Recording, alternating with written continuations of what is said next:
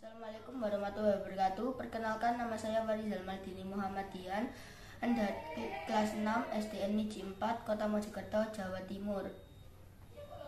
Hari ini saya akan menceritakan salah satu usaha Indonesia untuk mempertahankan kemerdekaannya.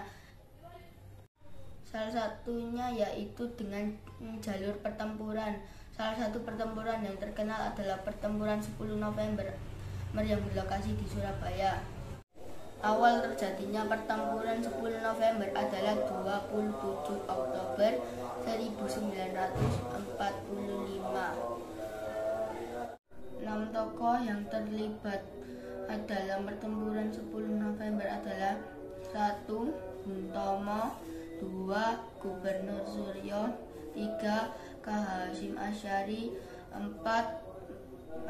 Majen Sungkano, 5. Moestopo, 6. Sugiharto. Penyebab terbunuhnya Jenderal A.W.S. Malabi adalah ditembak oleh seorang prajurit yang bernama Harun di gedung Internatio, tetapi sumber lain ada yang mengatakan dia tertembak di Jembatan Merah.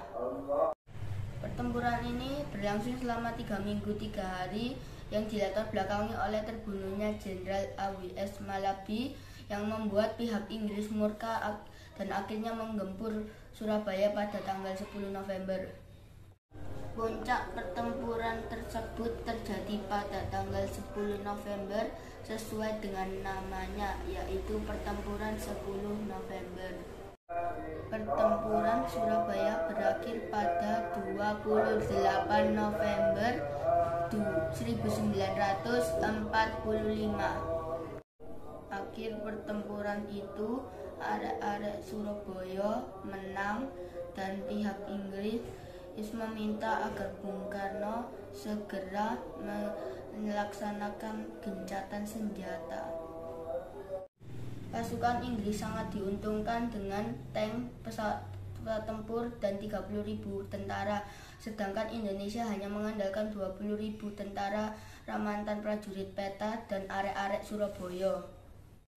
Walaupun begitu, semangat arek-arek Surabaya tidak padam karena slogan dari orang yang bernama Bung Tomo yang berbunyi "Merdeka atau mati". Bung Tomo atau yang dikenal sebagai Sutomo adalah tokoh pahlawan yang terkenal karena membangkitkan semangat arek-arek Surabaya untuk melawan pasukan Inggris. Awal terjadinya pertempuran 10 November adalah 27 Oktober 1945. Setelah pertempuran hebat itu, Inggris pun akhirnya mengakui kemerdekaan Indonesia. Banyaknya korban jiwa, yaitu tentara yang meninggal dalam pertempuran 10 November adalah 6.000 sampai 16.000 tentara serta 200.000 warga sipil mengungsi. Lalu setiap 10 November diperingati sebagai Hari Pahlawan untuk mengenang jasa para pahlawan yang gugur di medan pertempuran. Dan pertempuran itu juga menumbuhkan sikap nasionalis bagi para warga Indonesia. Itulah tadi cerita singkat tentang pertempuran 10 November.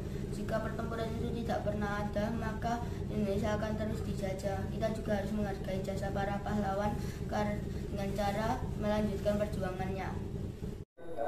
Hal-hal yang dapat dilakukan untuk mengisi Hari Pahlawan adalah mengibarkan bendera merah putih pada tanggal 10 November serta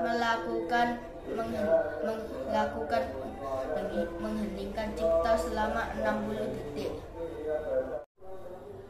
5 hal yang dapat dilakukan untuk meneladani para pahlawan adalah: 1. Dengan belajar sungguh-sungguh. 2. Dengan meneladani sikap para pahlawan. 3. Saling menghormati. 4. Selalu mengikuti upacara bendera setiap hari Senin. 5. Mendoakan para pahlawan yang telah gugur.